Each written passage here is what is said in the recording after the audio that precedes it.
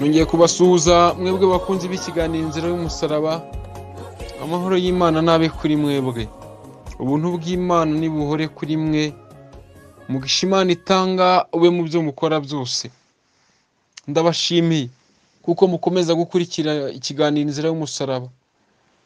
Turacyakomeje twigana ijambo ry'Imana dusanga mu byahishuriwe Yohana, kuko tugeze ku gice cyaho cya gatatu, ku murongo wa 7 turageza ku wa 13. Kadusenga Imana kugira ngo ituyobore. Nanone Data turagushimye, tugushimiye ibihe byiza nk'ibuduha, tugushimiye kuko ari wowe turindira mu byago no mu makuba, katurindira mu bihe byose bigoye umwana w'umuntu, mu bibi no mu byiza uri kumwe natwe. Izina ryawe nirishimwe. Tugiye kuganira ijambo ryawe. Manura Mwuka Wera aze atuganirize kandi ajye arushaho kutwereka byinshi, ugere mu mitima ya benshi bumvira ijambo, maze ujye ubasobanurira byinshi bibyimazeyo kurushaho. Urakoze Yesu, bana natwe kandi utugire neza mu izina rya Yesu, amen. Urwandiko rwandikiwe abi Philadelphia, niho tugeze ku rwandiko rwandikiwe abitorero ry'i Philadelphia. Ku murongo wa 7 haravuga ngo, wandikire marayika w'itorero ry'i Philadelphia uti: uwera kandi w'ukuri, ufite urufunguzo rwa Dawidi, ukingura ntihagire ukinga, kandi ukinga ntihagire ukingura. Aravuga aya magambo ati: nzi imirimo yawe, dore nshyize imbere yawe urugi rukinguye, kandi ntawe ubasha kurukinga. Kuko ufite imbaraga nke, nyamara ukitondera ijambo ryanjye, ntiwihakane izina ryanjye. Dore nguhaye bamwe bo mu isinagogi ya Satani, biyita Abayuda nyamara atari bo, ahubwo ari abanyabinyoma. Dore nzabahata kuza bikubita imbere y'ibirenge byawe, bamenye yuko nagukunze, kuko witondeye ijambo ryo kwihangana kwanjye. Nanjye nzakurinda igihe cyo kugerageza kigiye kuza mu bihugu byose, kugerageza abari mu isi. Ndaza vuba, komeza ibyo ufite, hatagira ugutwara ikamba ryawe.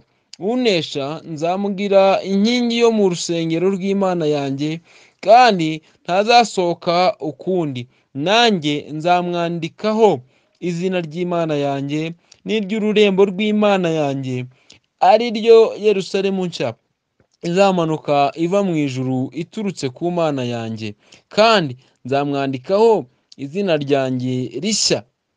Ufite ugutwi niyumve iby'umwuka abwira amatorero. Iri torero ry'i Philadelphia bandikiraga uwera yararibwiye ngo, uwera kandi ari wowe ukuri, ngo ufite urufunguzo rwa Dawidi. Urufunguzo rwa Dawidi afite ni urufunguzo rw'ubwami, kubera ko hagombaga guturuka kuri Dawidi ubwami budahanguka, ubwami budashira, ubwami buzayobora iteka. Nyamara ni Kristo. Muramuzi ko yavukiye kwa Yosefu. Iyo usomye igisekuruza cya Yosefu kigwa kuri Dawidi neza, kandi naho ngaho bigera, kubera ko binagera kuri Yuda. Kuri Yuda mubyibuka neza, kuri mwene Yakobo uriya Yuda. Rero na Kristo nawe aza kuvukira mu isi ng'iki cy'isekuruza yavukiyemo, kugira ngo asohoze ibyahanuwe. Kandi yavuze ko ari we ufite urufunguzo rwa Dawidi, niwe urufite. Ngo ukingura ntihagire ukinga, kandi ukinga ntihagire ukingura. Ngo niwe ukingura, nta muntu ushobora gukinga yakinguye. Niwe ukinga ntihagire ukingura, niwe ukingura ntihagire ukinga. Ibyo byose abifitiye ububasha, arabishoboye. Aratubwira aya magambo ati: nzi imirimo yawe, dore nshyize imbere yawe urugi rukinguye, kandi ntawe ubasha kurukinga. Imana yacu ikora ibikomeye. Urumva amagambo Kristo yavugaga, ashize imbere yacu urugi rukinguye, nta n'umuntu n'umwe ushobora kurukingura, kuko Kristo ni umunyembaraga. Kristo yahawe imbaraga. Kristo afite ubwo bushobozi bwose, kuko Imana yamuhaye ubushobozi bwose bwo kubasha kugira ibyo aboha mu isi no mu ijuru. Arabitwara byose, birashoboka kandi niko biri. Ngo kuko ufite imbaraga nke, nyamara ukitondera ijambo ryanjye, ntiwihakane izina ryanjye. Wowe muntu w'Imana ufite imbaraga nkeya, ariko ujya witondera ijambo ry'Imana, nta nubwo ujya wihakana ijambo ryayo. Uri umunyantege nke pe, aho uba hose uba ufite intege nke, ariko Imana igeze muri wowe uba umunyembaraga. Erega twese turi abanyantege nke, ariko tugira imbaraga iyo Kristo ari muri twebwe. Nta muntu ushobora kubivuga ku bwe, nta muntu ushobora kubikora ku bwe atari kumwe n'imbaraga z'Imana. Ahubwo imbaraga z'Imana iyo ziri muri we, Pawulo yavuze amagambo akomeye aravuga ngo nshobozwa byose na Kristo umpa imbaraga. Nta muntu ushobora kugushoboza atari Kristo uguha imbaraga. Kristo rero uduha imbaraga niwe udushoboza, kubera ko we abona ko tudakomeye. Ngo dore ngo nguhaye bamwe bo mu isinagogi ya Satani bita Abayuda nyamara atari bo, ahubwo ari abanyabinyoma. Dore nzabahata kuza bikubita imbere y'ibirenge byawe, bamenye yuko nagukunze.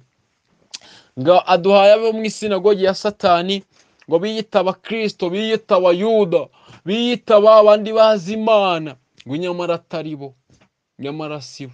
Ngo bazaza bikubita imbere y'ibirenge byawe. Muntu w'Imana, wowe uzaba wamenye Imana, waramenye Imana. Ngo bazaza bikubita imbere y'ibirenge byawe. Ngo bazamenya iki yewe muntu w'Imana? Ngo bazamenya yuko ngo yagukunze, bazamenya ko yagukunze. Ngo kuko witondeye ijambo ryo kwihangana kwanjye, nanjye nzakurinda igihe cyo kugerageza kigiye kuza mu bihugu byose, kugerageza abari mu isi. Imana ngo izajya ikurinda ibi bigeragezo, ngo igihe kigiye kuza cyo kugerageza ibihugu byose by'abari mu isi. Coronavirus yaje kugerageza ibihugu byose by'abantu bari mu isi. Ibyo ntimubyemera abantu b'Imana, ariko Imana yarakurinze, uracyahumeka, uracyariho. Nukurinda kwingingira kugira ngo sabira n'abandi, sabira bari mu kaga, sabira bari mu bibazo, kugira ngo nabibashe kubatabara. Ntacyo watanze, abari beza baragiye urasigara. Nukuri inkumi nziza zaragiye urasigara, abasore beza baragiye urasigara, abagabo bari bazi kurinda ingo zabo baragiye urasigara, abapastori bari bazi kurinda amatorero yabo baragiye urasigara. Ariko ndakwingingira kugira ngo nawe wingingire abantu b'Imana, kugira ngo bahabwe ubuntu n'Imana, babashe kubabarirwa, barebe ko bazikizanya umujinya w'Imana bari muri Kristo Yesu, kugira ngo bazegere ya ntebe. Ngo Imana izabikurinda ibi bigeragezo byose bigiye kuza kugeragezwa mu bihugu byose mu isi. Ngo ndaza vuba. Yesu niko yavuze, ngo araza vuba. Ngo komeza ibyo ufite, hatagira ugutwara ikamba ryawe. Yesu azaza vuba. Ngo komeza ibyo ufite, hatazagira umuntu ugutwara ikamba ryawe. Ikamba ryawe ufite, ikamba ryawe ni agakiza. Ntazagira uri gutwara, urikomeze. Ngunesha nzamugira inkingi yo mu rusengero rw'Imana yanjye, kandi ntazasohoka ukundi.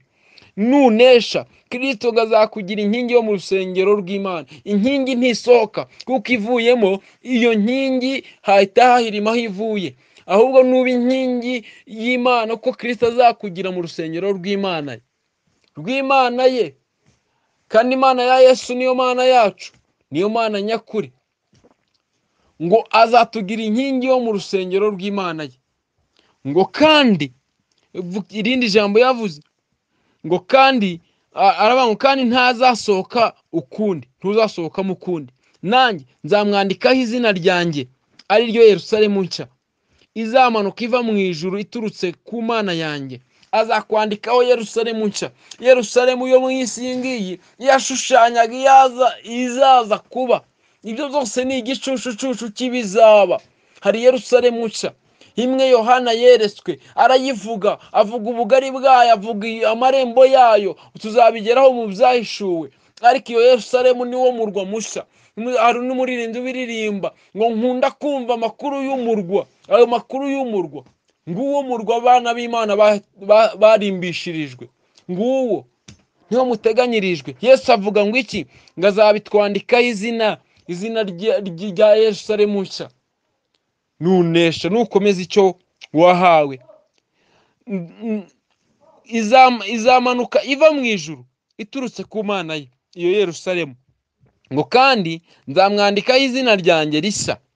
Ufite ugutwi niyumva iby'umwuka abwira amatorero. Niba ufite ugutwi umva iby'umwuka abwira amatorero. Ngo kubera ko ngazanakwandikaho izina rye rishya, izina rye rishya. Ndagushimiye muntu w'Imana, ndagushimiye kuko ari ushoboye byose. komeza uneshe, komeza upushinga ugera imbere. Kristo ararindiriye kugira ngo agufate akaboko. Humura, nubwo urimo urataka nka Petero mu mazi ngo ugiye kurohama, ariko Yesu ari hafi akeneye kugufata akaboko. Aho ngaho muri kumwe, humura, uri kumwe n'ingabo nyinshi zikugose. Imana yohereje kugira ngo zikurwanirire. Humura mu kazi waba urimo, mu byo waba urimo, mu byo uri gukora byose, uri kumwe n'ingabo z'Imana zikurwanirira, zirakurinze. Urakoze Data. Reka dushime Imana kuko ari ikoze kuduhira ijambo, kandi dukomeze kuganira kuri ayo magambo. Muzajye mukomeza mubyakire neza. Nababwiye ko ubutumwa buzajya buza mu gihe cyihuse, ntabwo buzajya butinda. Data, turagushimye kuko ari ushoboye byose. Tugushimye kubwira ijambo ryawe. Tugushimye kuko ari utumenyesha yuko uzatwandikaho izina ryawe rishya. Tugushimye kuko ari utubwira ngo dukomeze icyo twumvise, watagira udutwara ikamba ryacu. Ntabwo twabyishoboza, bidushoboze Kristo, kuko dushobozwa nawe uduha imbaraga. Gendana n'intambwe z'ibirenge byacu, urinde imiryango yumvira ijambo, abapapa, abamama, urubyiruko, abana bakiri batoya, hari abakecuru n'abasaza, abo bose ukomeze kubafasha. Ukomeze kubana n'intambwe z'ibirenge byacu twese, dukomereze amaboko ku murimo wawe. Mu izina rya Yesu Kristo umwami wacu bisabye nizeye, amen.